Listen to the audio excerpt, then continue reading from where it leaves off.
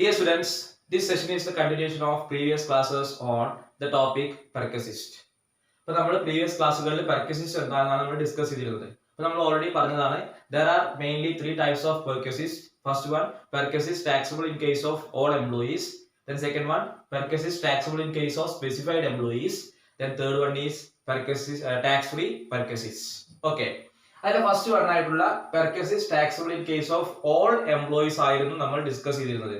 അതിലെ first item ആയിട്ടുള്ള rent free accommodation ആണ് നമ്മൾ ലാസ്റ്റ് ക്ലാസ്സിൽ പറഞ്ഞത്. ഓക്കെ, അതായത് perquisite taxable in case of എംപ്ലോയീസിലെ റെന്റ് ഫ്രീ അക്കോമഡേഷൻ അതിന്റെ ഫസ്റ്റ് ഐറ്റം ആയിരുന്നു നമ്മൾ ഡിസ്കസ് ചെയ്തു. ഇനി taxable in case of all എംപ്ലോയീസിലെ ബാക്കിയുള്ള ഐറ്റംസ് ഏതൊക്കെയാണെന്ന് നമുക്ക് നോക്കാം.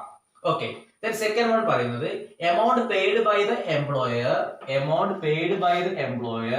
in respect of obligation of employee. എംപ്ലോയിന്റെ ഏതെങ്കിലും ഒരു ഒബ്ലിഗേഷന് വേണ്ടിയിട്ട് എംപ്ലോയർ എന്തെങ്കിലും പേ ചെയ്യുകയാണ് എങ്കിൽ അത് taxable perquisites in case of all employees ആയിട്ടാണ് ട്രീറ്റ് ചെയ്യുക. അതിന്റെ മുകളിൽ എന്താണ് എംപ്ലോയി ടാക്സ് കൊടുക്കേണ്ടി വരും. ഇപ്പൊ എക്സാമ്പിൾ ആയിട്ട് പറയുകയാണെങ്കിൽ എംപ്ലോയിന്റെ ഇൻകം ടാക്സ് എംപ്ലോയർ പേ ചെയ്യുന്നു, എംപ്ലോയിന്റെ ഹോട്ടൽ ബിൽ എംപ്ലോയർ അടയ്ക്കുന്നു, എംപ്ലോയിന്റെ ലോണ് എംപ്ലോയർ പേ ചെയ്യുന്നു. അങ്ങനെ എംപ്ലോയിന്റെ ഏതെങ്കിലും ഒബ്ലിഗേഷൻ എംപ്ലോയർ പേ ചെയ്യുകയാണ് എങ്കിൽ അതെന്താണ് ടാക്സബിൾ പർക്കസിസ്റ്റ് ആയിട്ടാണ് ട്രീറ്റ് ചെയ്യുന്നത്. Then second one, assurance on the life of the employees. എന്താണ് അഷുറൻസ്? എന്തായിരിക്കും assurance on the life of employees? എംപ്ലോയീസിന്റെ ലൈഫ് സെക്യൂർഡ് ആക്കുന്നതിന് വേണ്ടിയിട്ട് എംപ്ലോയർ എന്തെങ്കിലും ഇൻഷുറൻസ് സ്കീമിൽ ജോയിൻ ചെയ്തിട്ടുണ്ട് എങ്കിൽ അത് എംപ്ലോയിക്ക് കിട്ടുന്ന ഒരു പർക്കസിസ്റ്റ് ആണ്. അതിന്റെ മുകളിൽ എന്ത് ചെയ്യേണ്ടി വരും? എംപ്ലോയി ടാക്സ് കൊടുക്കേണ്ടി വരും. ഇപ്പൊ ആന്റിറ്റി പ്ലാനോ അല്ലെങ്കിൽ എംപ്ലോയീസിനൊക്കെ ഇൻഷുറൻസ് സ്കീമിൽ ചേർത്താണ് അതിന്റെ എക്സ്പെൻസ് ഒക്കെ മീറ്റ് ചെയ്യുന്ന എംപ്ലോയർ ആണ് എങ്കിൽ അതെന്താണ് assurance on the life of employees ആണ്. അതെന്താണ് ടാക്സബിൾ പർക്കസിസ്റ്റ് ആയിട്ടാണ് ട്രീറ്റ് ചെയ്യുന്നത്. ദെൻ സെക്കൻഡ് വൺ പറയുന്നത് use of movable assets. Employer എന്തെങ്കിലും മൂവബിൾ അസറ്റ്സ് എംപ്ലോയീസിന് കൊടുക്കുന്നുണ്ട് എങ്കിൽ അതിന്റെ ടാക്സ് ട്രീറ്റ്മെന്റ് എങ്ങനെയാ നോക്കാം. അതൊരു പർക്കസിസ്റ്റ് ആണ്. യൂസ് ഓഫ് മൂവബിൾ അസറ്റ്സ് അതിൽ പറയുന്നത് ഇപ്പൊ എന്തെങ്കിലും ഒരു മൂവബിൾ അസറ്റ് എംപ്ലോയിക്ക് കൊടുക്കുകയാണ്. ആ മൂവബിൾ അസറ്റ് എംപ്ലോയർ തന്നെ ഓൺ ചെയ്തതാണ് എങ്കിൽ ആ മൂവബിൾ അസറ്റിന്റെ കോസ്റ്റിന്റെ 10% എന്തായിരിക്കും? ടാക്സബിൾ ആയിരിക്കും. 10% of such movable asset is taxable. അതായത് എംപ്ലോയർ തന്നെ ഓൺ ചെയ്തിട്ടുള്ള ഒരു മൂവബിൾ അസറ്റ് ആണ് എംപ്ലോയിക്ക് കൊടുക്കുന്നത് എങ്കിൽ അതിന്റെ 10% എത്രയാണോ അതിന്റെ കോസ്റ്റ് അതിന്റെ 10% എന്താണ് ടാക്സബിൾ ആയിട്ട് വരും. സപ്പോസ് എംപ്ലോയറുടെ സ്വന്തമായിട്ടുള്ള പ്രോപ്പർട്ടി അല്ല, മൂവബിൾ അസറ്റ് അല്ല, എംപ്ലോയർ റെന്റിന് എടുത്തിട്ട് എംപ്ലോയിക്ക് കൊടുക്കുകയാണ് എങ്കിൽ ആക്ച്വലി എത്രയാണോ റെന്റ് പേ ചെയ്യുന്നത് ആ എമൗണ്ട് എന്താണ് ടാക്സബിൾ പർക്കസിസ്റ്റ് ആയിട്ട് ട്രീറ്റ് ചെയ്യും.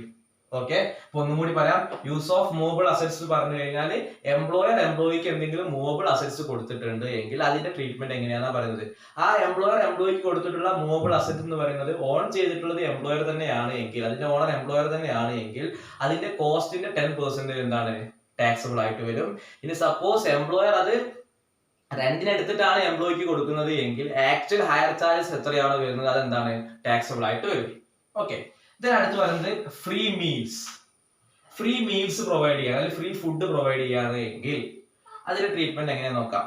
അവിടെ പറയുന്നത് എംപ്ലോയർ എംപ്ലോയിക്ക് ഫ്രീ മീൽസ് പ്രൊവൈഡ് ചെയ്യുകയാണെങ്കിൽ ₹50 വരെ നമുക്ക് എന്ത് ചെയ്യാം, പെർ മീൽ നമുക്ക് എന്ത് ചെയ്യാം, എക്സംഷൻ ആയിട്ട് ക്ലെയിം ചെയ്യാം. അതായത് ₹50 പെർ മീൽ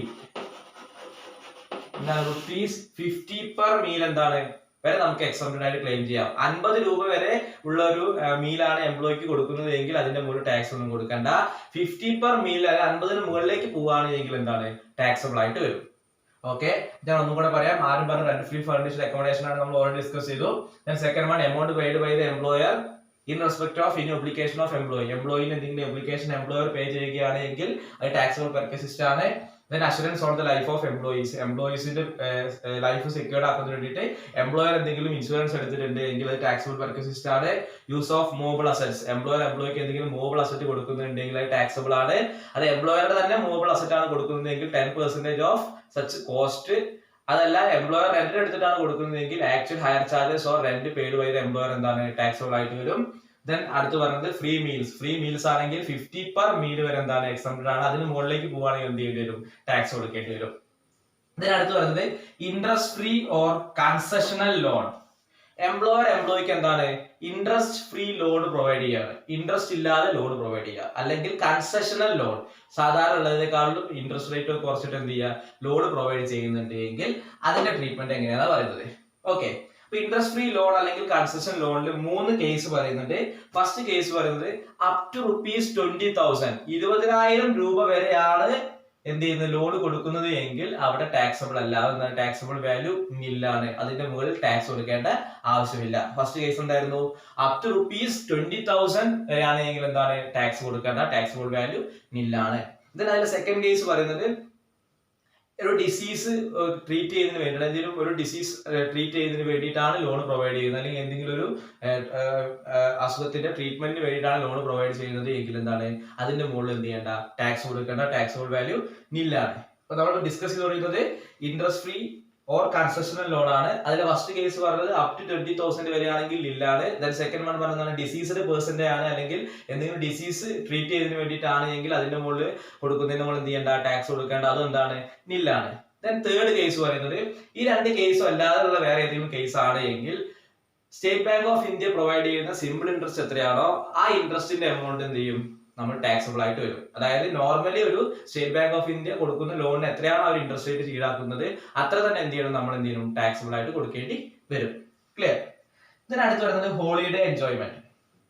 എംപ്ലോയർ എന്താണ് എംപ്ലോയിക്ക് കൊടുക്കുന്ന വേറൊരു പർക്കേസിൽ വേറെ കൊടുക്കുന്ന ഒരു ബെനിഫിറ്റ് ആണ് എന്ത് ഹോളിഡേ എൻജോയ്മെന്റ്. അപ്പൊ എംപ്ലോയർ എംപ്ലോയിക്ക് എന്താണ് ഒരു ഫാമിലി ട്രിപ്പ് അറേഞ്ച് കൊടുക്കാനായിട്ട് ഒരു സ്ഥലത്തേക്ക് ടൂർ പോകാനുള്ള എക്സ്പെൻസ് ഒക്കെ എംപ്ലോയർ മീറ്റ് ചെയ്യുകയാണ് എങ്കിൽ അതെന്താണ് അതിന്റെ മുകളിൽ മുഴുവനായിട്ട് എംപ്ലോയി ടാക്സ് കൊടുക്കണം. ഇറ്റ് ഇസ് ടാക്സബിൾ പെർക്വസിസ്റ്റ് ആണ്. ഇപ്പൊ എംപ്ലോയർ എംപ്ലോയിക്ക് വേണ്ടിയിട്ട് ഹോളിഡേ എൻജോയ്മെന്റ് വേണ്ടി 10,000 രൂപ ചിലവാക്കിയിട്ടുണ്ട് എങ്കിൽ ആ 10,000 രൂപയുടെ മുകളിൽ എംപ്ലോയി ടാക്സ് കൊടുക്കണം. It is taxable perquisite. Okay, ഇതിനടുത്ത് വരുന്നത് ഗിഫ്റ്റ്. എംപ്ലോയർ എംപ്ലോയിക്ക് എന്തെങ്കിലും ഗിഫ്റ്റ് പ്രൊവൈഡ് ചെയ്തിട്ടുണ്ട് എങ്കിൽ അതിന്റെ ട്രീറ്റ്മെന്റ് എങ്ങനെയാണ് പറയുന്നത്. എംപ്ലോയർ എംപ്ലോയിക്ക് ഗിഫ്റ്റ് പ്രൊവൈഡ് ചെയ്തിട്ടുണ്ട് എങ്കിൽ ആ ഗിഫ്റ്റിന്റെ വാല്യൂ ₹5,000 കൂടുകയാണ് എങ്കിൽ 5,000 കൂടുകയാണെങ്കിൽ മാത്രം എന്ത് ചെയ്താൽ മതി ടാക്സ് കൊടുത്താൽ മതി. അതായത് 5,000 രൂപ വരെ ഉള്ള ഗിഫ്റ്റ് ആണ് എങ്കിൽ എംപ്ലോയി ടാക്സ് കൊടുക്കേണ്ട, ടാക്സബിൾ വാല്യൂ ഓഫ് പെർക്വസിഷൻ ഇല്ലായിരിക്കും. 5,000 മുകളിലുള്ള ഒരു ഗിഫ്റ്റ് ആണ് കൊടുക്കുന്നത് എങ്കിൽ അതിന്റെ മുകളിൽ എംപ്ലോയി ടാക്സ് പേ ചെയ്യേണ്ടി വരും. ഓക്കെ, ഇതിനടുത്ത് വരുന്നത് employer contribution towards superannuation fund. Employer contribution towards superannuation fund. Superannuation fund എന്ന് പറഞ്ഞു കഴിഞ്ഞാൽ എംപ്ലോയീസിന്റെ ബെനിഫിറ്റിന് വേണ്ടിയിട്ട് എംപ്ലോയർ ക്രിയേറ്റ് ചെയ്യുന്ന ഒരു ഫണ്ടാണ് എന്ത് സൂപ്പർആനുവേഷൻ ഫണ്ട് എന്ന് പറയുന്നത്. അത് എംപ്ലോയർ എന്താണ് ഒരു എമൗണ്ട് ഈ ഫണ്ടിലേക്ക് മാറ്റി വെക്കും. ദെൻ ഈ ഫണ്ടിലുള്ള എമൗണ്ട് എന്താണ് എംപ്ലോയീസിന്റെ വെൽഫെയറിന് വേണ്ടിയിട്ടാണ് യൂസ് ചെയ്യുക. അപ്പൊ എംപ്ലോയർ എംപ്ലോയീസിന്റെ ബെനിഫിറ്റിന് വേണ്ടിയിട്ട് സൂപ്പർആനുവേഷൻ ഫണ്ടിലേക്ക് എന്തെങ്കിലും കോൺട്രിബ്യൂട്ട് ചെയ്യുകയാണ് എങ്കിൽ അതിന്റെ ട്രീറ്റ്മെന്റ് എങ്ങനെയാണെന്ന് നോക്കാം. ഇവിടെ പറയുന്നത് ₹1,50,000 ഫോർ എൻ ഇയർ. ഒരു വർഷത്തിൽ 1,50,000 മുകളിൽ കോൺട്രിബ്യൂട്ട് ചെയ്യുകയാണ് എങ്കിൽ എന്താണ് അത് ടാക്സബിൾ ആയിട്ട് വരും. 1,50,000 താഴെയാണ് എങ്കിൽ എന്താണ് ടാക്സബിൾ അല്ല. 1,50,000 മുകളിൽ എന്താണ് എംപ്ലോയർ സൂപ്പർആനുവേഷൻ ഫണ്ടിലേക്ക് കോൺട്രിബ്യൂട്ട് ചെയ്യുന്നുണ്ട് എങ്കിൽ അത് ടാക്സബിൾ വാല്യൂ ഓഫ് പെർക്വസിസ്റ്റ് ആയിട്ട് നമ്മൾ ട്രീറ്റ് ചെയ്യും, അത് ടാക്സബിൾ ആയിട്ട് ട്രീറ്റ് ചെയ്യും. ഇതിൽ ലാസ്റ്റ് വൺ പറയുന്നത് എനി അതർ ബെനിഫിറ്റ്. നമ്മളിപ്പോ പറഞ്ഞിട്ടുള്ള ഈ ബെനിഫിറ്റ് അല്ലാതെ വേറെ എന്തെങ്കിലും ബെനിഫിറ്റ് എംപ്ലോയർ എംപ്ലോയിക്ക് പ്രൊവൈഡ് ചെയ്യുന്നുണ്ട് എങ്കിൽ അതിന്റെ മുകളിൽ എന്ത് ചെയ്യേണ്ടി വരും എംപ്ലോയി ടാക്സ് കൊടുക്കേണ്ടി വരും. എത്രയാണ് എംപ്ലോയിക്ക് ചെലവാകുന്നത് അതിൽ നിന്ന് എംപ്ലോയിയുടെ അടുത്ത് നിന്ന് ഈടാക്കുന്ന എമൗണ്ട് കുറച്ചിട്ട് ബാക്കി എമൗണ്ടിന്റെ മുകളിൽ എന്ത് ചെയ്യേണ്ടി വരും ടാക്സ് കൊടുക്കേണ്ടി വരും. അതായത് ഇപ്പൊ വേറെ ഏതെങ്കിലും ഒരു ബെനിഫിറ്റ് ഇപ്പൊ എന്താണ് ഒരു ട്രാവലിംഗിന് വേണ്ടിയിട്ട് അല്ലെങ്കിൽ എനിക്ക് എന്താണ് എയർലൈൻസിന്റെ ടിക്കറ്റ് എംപ്ലോയർ എടുത്തൊന്ന് വിചാരിക്കുക. അപ്പൊ 10,000 രൂപയാണ് അതിന്റെ എയർലൈൻസിന്റെ ടിക്കറ്റ് വന്നിട്ടുള്ളത്. അത് എനിക്ക് കിട്ടുന്ന വേറെ അതർ ബെനിഫിറ്റ് ആണ് വിചാരിക്കുക. ആ 10,000 രൂപ എന്റെ ടിക്കറ്റ് എനിക്ക് എടുത്തു തന്നതിന് എംപ്ലോയർ എന്റെ അടുത്ത് ₹2,000 ഈടാക്കിയിട്ടുണ്ട് എങ്കിൽ ടാക്സബിൾ വാല്യൂ കാണുന്ന സമയത്ത് എംപ്ലോയർക്ക് ചെലവായത് 10,000, എംപ്ലോയീസിന്റെ അടുത്ത് ഈടാക്കിയത് 2,000 ആണ്. അപ്പൊ ഈ 10,000 നിന്ന് 2,000 കുറച്ച് ബാക്കി 8,000 ആണ് എന്ത് ടാക്സബിൾ ആയിട്ട് വരിക. അങ്ങനെ പറഞ്ഞു കഴിഞ്ഞാൽ വേറെ ഏതെങ്കിലും ഇനി അതർ ബെനിഫിറ്റിന്റെ കേസിൽ വരുന്നത് ആക്ച്വലി എത്രയാണ് എംപ്ലോയർക്ക് ചെലവായത് അതിൽ നിന്ന് എംപ്ലോയീസിന് കൊടുക്കുന്ന എമൗണ്ട് കുറച്ചിട്ട് എന്താണ് ബാക്കി എമൗണ്ടിന്റെ മുകളിൽ നമ്മൾ ടാക്സ് കൊടുക്കേണ്ടി വരും. ക്ലിയർ? ഇത്രയാണ് എന്ത് perquisite taxable in case of all എംപ്ലോയീസിൽ വരുന്നത്. അതിൽ rent free rent free accommodation ആണ് അതിൽ ഇമ്പോർട്ടന്റ് ആയിട്ടുള്ളത്. അതിനാണ് കൂടുതൽ പ്രോബ്ലം പാരഗ്രാഫ് ക്വസ്റ്റ്യൻസിൽ ചോദിച്ചു കണ്ടിട്ടുള്ളത്. പക്ഷെ ഇതൊക്കെ ഇമ്പോർട്ടൻസ് ആണ്. ഇതിൽ മീൽസിന്റെ ഒക്കെ നമ്മൾ എസ് എ ക്വസ്റ്റ്യനിലൊക്കെ ചിലപ്പോൾ ഓരോ ഐറ്റം ആയിട്ടൊക്കെ വരും. ഫ്രീ മീൽസ് എന്നൊക്കെ പറഞ്ഞിട്ട് ക്വസ്റ്റ്യൻസ് തരും. അപ്പൊ നമുക്ക് ഈ മീൽസിന്റെ ട്രീറ്റ്മെന്റ് അറിഞ്ഞാൽ മാത്രമേ അതിന്റെ പ്രോബ്ലത്തിലേക്ക് നമുക്ക് ചെയ്യാൻ പറ്റുള്ളൂ. അപ്പൊ ഇതൊക്കെ വലിയ എസ് എ ക്വസ്റ്റ്യനിൽ ഓരോ ഐറ്റം ആയിട്ടൊക്കെ വലിയ രീതിയിൽ ഐറ്റംസ് വരും. അപ്പൊ നമുക്ക് ഇതിന്റെ ട്രീറ്റ്മെന്റ് അറിഞ്ഞാലേ നമുക്ക് പ്രോബ്ലം ചെയ്യാൻ കഴിയുള്ളൂ. ഓക്കെ, അപ്പൊ ഇത്രയാണ് എന്ത് വരുന്നത് perquisite taxable in case of all എംപ്ലോയീസിൽ വരുന്നത്. ക്ലിയർ? എന്തൊക്കെയായിരുന്നു? First one rent free accommodation, second one എന്താണ്? Accommodation paid by the employer in respect of in obligation of employee. Then third one, assurance on the life of employees. Then fourth one, use of movable assets. Then free meals, interest free or concessional loan, holiday enjoyment, gift, perquisites in respect of credit card. അത് പറഞ്ഞിട്ടില്ല അല്ലേ?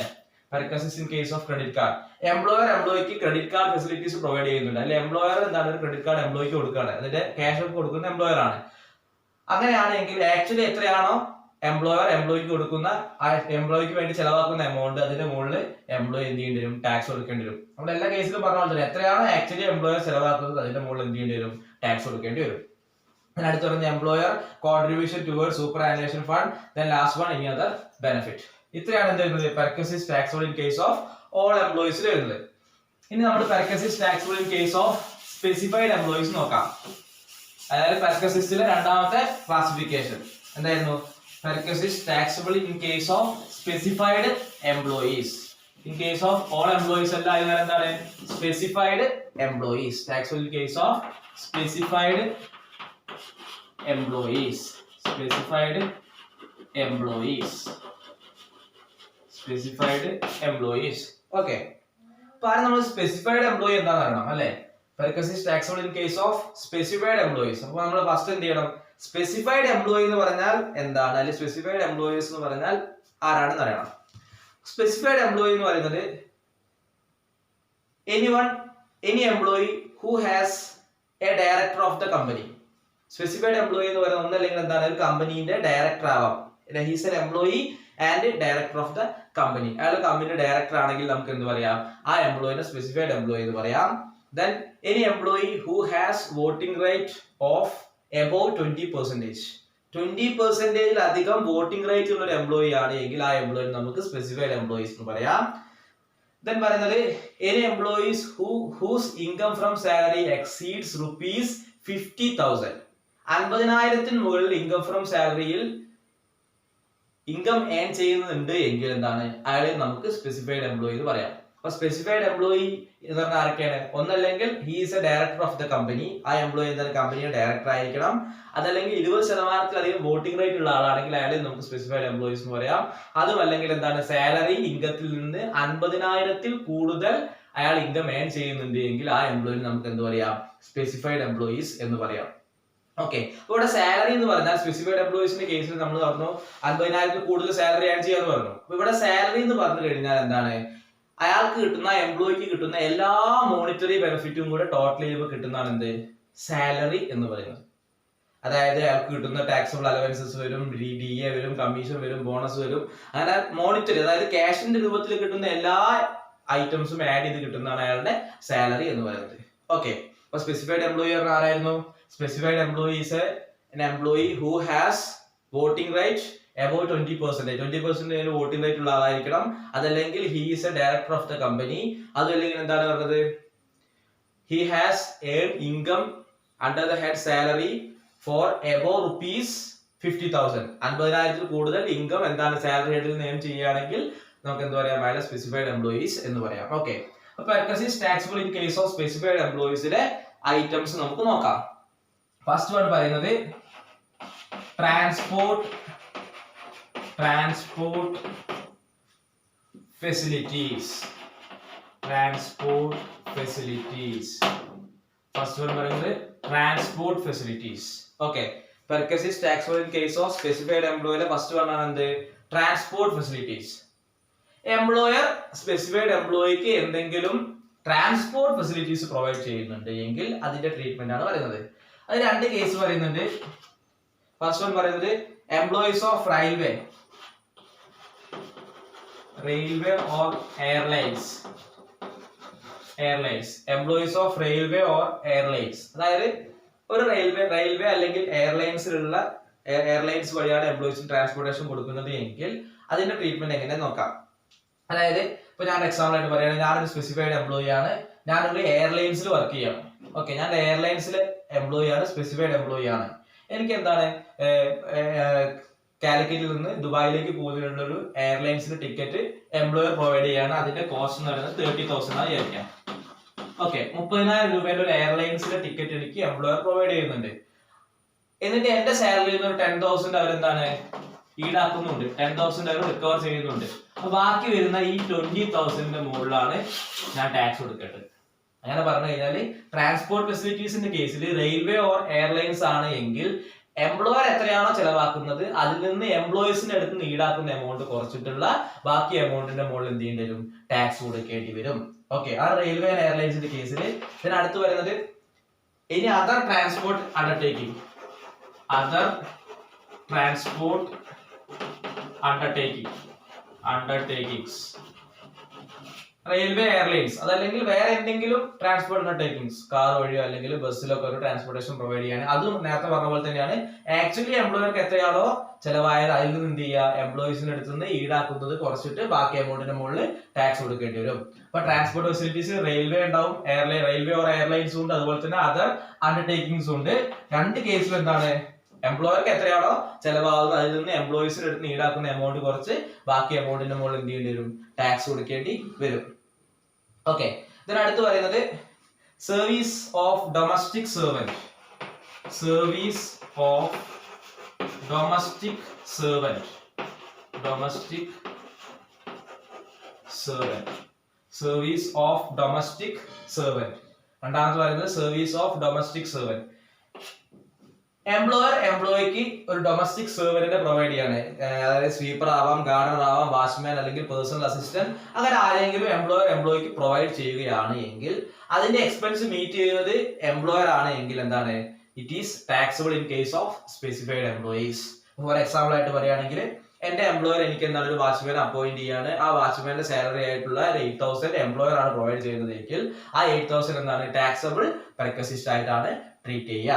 Okay, ഇപ്പൊ service of domestic servant, employer എംപ്ലോയിക്ക് domestic സെർവന്റിന്, അതായത് gardener ആവാം, watcher ആവാം, അല്ലെങ്കിൽ കുക്കോ അല്ലെങ്കിൽ സ്വീപ്പർ ഒക്കെ ആവാം, അങ്ങനെ ആരെങ്കിലും പ്രൊവൈഡ് ചെയ്യുകയാണെങ്കിൽ അതിന്റെ എക്സ്പെൻസ് മീറ്റ് ചെയ്യുന്നത് എംപ്ലോയർ ആണ് എങ്കിൽ എന്താണ്, ആ എക്സ്പെൻസ് എത്രയാണോ അതെന്താണ് ടാക്സബിൾ പെർക്വസിസ്റ്റ് ആയിട്ട് ട്രീറ്റ് ചെയ്യാം. ഓക്കെ, ഇതിനടുത്ത് പറയുന്നത് gas, electricity, gas, electricity, gas, electricity, water supply, water supply provided by the employer, provided by the employer. Employer എന്താണ് ഫ്രീ ആയിട്ട് ഗ്യാസ് പ്രൊവൈഡ് ചെയ്യുന്നുണ്ട്, ഇലക്ട്രിസിറ്റി പ്രൊവൈഡ് ചെയ്യുന്നുണ്ട്, വാട്ടർ സപ്ലൈ ഒക്കെ പ്രൊവൈഡ് ചെയ്യുന്നുണ്ട് എങ്കിൽ അതിന് എംപ്ലോയർക്ക് എത്രയാണോ ചെലവാകുന്നത് ആ എമൗണ്ട് നമുക്ക് ടാക്സബിൾ പെർക്വസിസ്റ്റ് ആയിട്ട് ട്രീറ്റ് ചെയ്യാം. ഇപ്പൊ എന്താണ്, എന്റെ ഗ്യാസ് ബിൽ, ഞാനൊരു എംപ്ലോയി ആണ്, എന്റെ ഒരു മാസത്തെ ഗ്യാസിന്റെ ബിൽ ഒരു 1,000 rupees വരുന്നുണ്ടായിരിക്കും. ആ 1,000 rupees പേ ചെയ്യുന്ന എംപ്ലോയർ ആണ് എങ്കിൽ ആ 1,000 എന്താണ് ആ എംപ്ലോയിനെ സംബന്ധിച്ചിടത്തോളം ടാക്സബിൾ പെർക്വസിസ്റ്റ് ആയിട്ടാണ് ട്രീറ്റ് ചെയ്യുക. എത്രയാണ് ആക്ച്വലി എംപ്ലോയർക്ക് ചെലവാകുന്നത് ആ എമൗണ്ടിന് മുകളിൽ എന്ത് ചെയ്യേണ്ടി വരും, നമ്മൾ ടാക്സ് കൊടുക്കേണ്ടി വരും. ഓക്കെ, ഇതിനടുത്ത് വരുന്നത് free or concessional education facility, free or concessional educational facility, educational facility, free or concessional educational facility.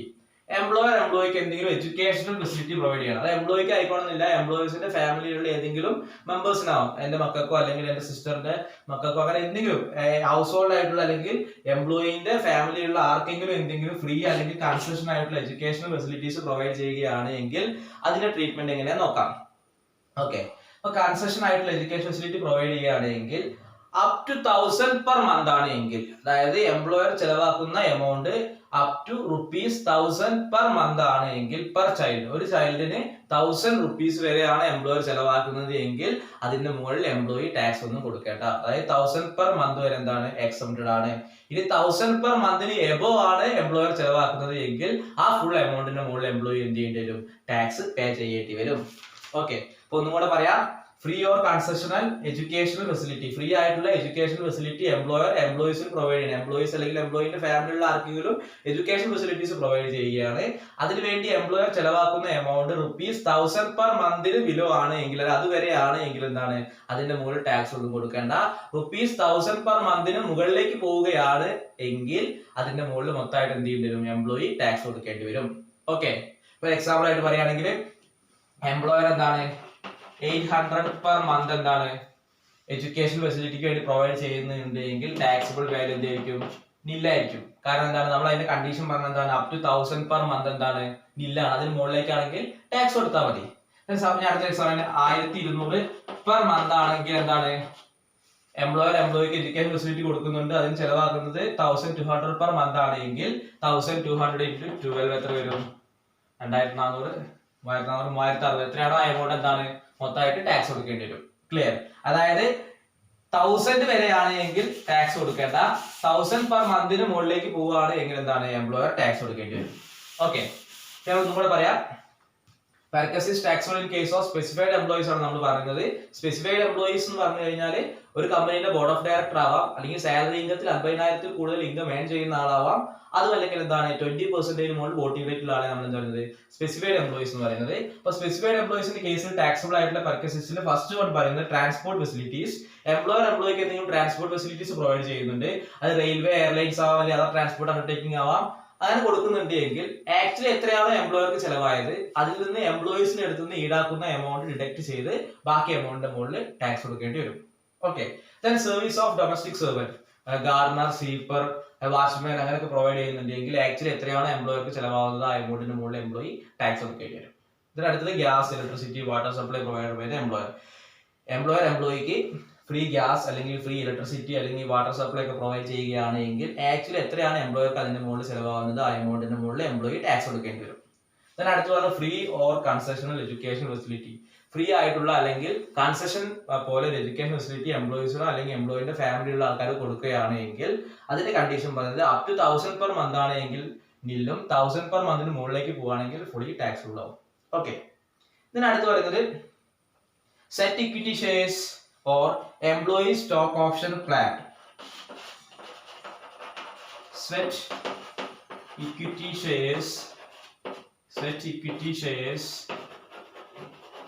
or employee stock option plan, ESOP, employees stock option plan. എംപ്ലോയിക്ക് ഷെയർസ് കൊടുക്കുകയാണ്, ആണ് സെറ്റ് ഇക്വിറ്റി ഷെയർസ്. എന്താ sweat equity shares എന്ന് പറഞ്ഞാൽ എംപ്ലോയീസിന് എന്താണ് കമ്പനിയുടെ shares കൊടുക്കുക, അതായത് എംപ്ലോയീസിനെ കമ്പനിയുടെ ഷെയർ ഹോൾഡേഴ്സിലാക്കുകയാണെങ്കിൽ അതിന് നമുക്ക് സെറ്റ് ഇക്വിറ്റി ഷെയർസ് എന്ന് പറയാം. ഇപ്പൊ എന്താണ് നന്നായിട്ട് വർക്ക് ചെയ്യുന്ന എംപ്ലോയീസ് ആണ്, അല്ലെങ്കിൽ പെട്ടെന്ന് കമ്പനിയുടെ പ്രോഫിറ്റബിലിറ്റി കൂടിയ സമയത്ത് എംപ്ലോയീസിന് റിവാർഡ് എന്നുള്ള രീതിയിൽ എംപ്ലോയർ എന്താണ് അവരുടെ കമ്പനിയുടെ ഷെയർസ് ഫ്രീ ആയിട്ട് കൊടുക്കുകയാണെങ്കിൽ അതിനാണ് എന്ത് പറയുന്നത് സെറ്റ് ഇക്വിറ്റി ഷെയർസ് അല്ലെങ്കിൽ എംപ്ലോയി സ്റ്റോക്ക് ഓപ്ഷൻ പ്ലാൻ എന്നൊക്കെ പറയുന്നത്. എംപ്ലോയീസിന് ഷെയർസ് കൊടുക്കുക, അവർക്ക് എന്താണ് ഫ്രീ ആയിട്ട് കമ്പനിയുടെ ഷെയർസ് പ്രൊവൈഡ് ചെയ്യുകയാണെങ്കിൽ അതിനാണ് set equity shares or employee stock option plan എന്ന് പറയുന്നത്.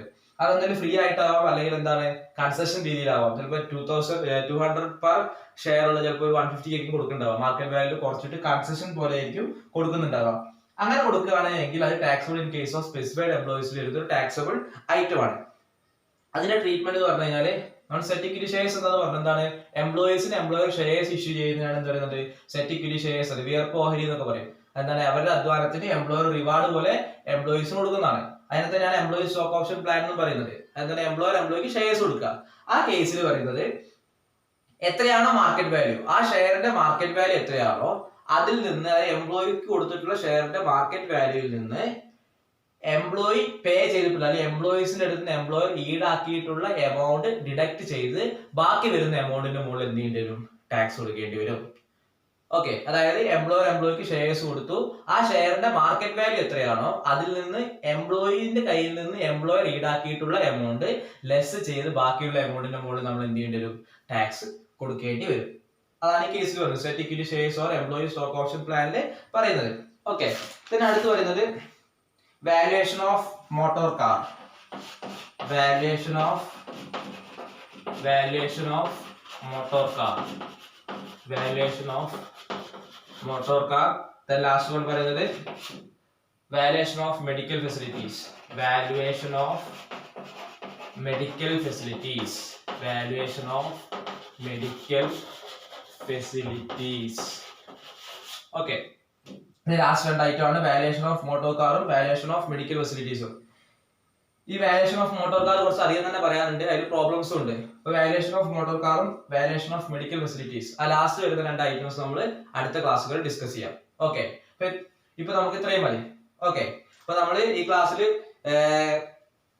Perquis is taxable in case of all employees കുറച്ച് ഐറ്റംസ് പറഞ്ഞു. Then Perquis is taxable in case of specified employees പറഞ്ഞു. അതിൽ കുറച്ച് ഐറ്റംസും പറഞ്ഞു. ഓക്കെ, അപ്പോൾ എല്ലാവർക്കും മനസ്സിലായി വിശ്വസിക്കുന്നു. Thank you.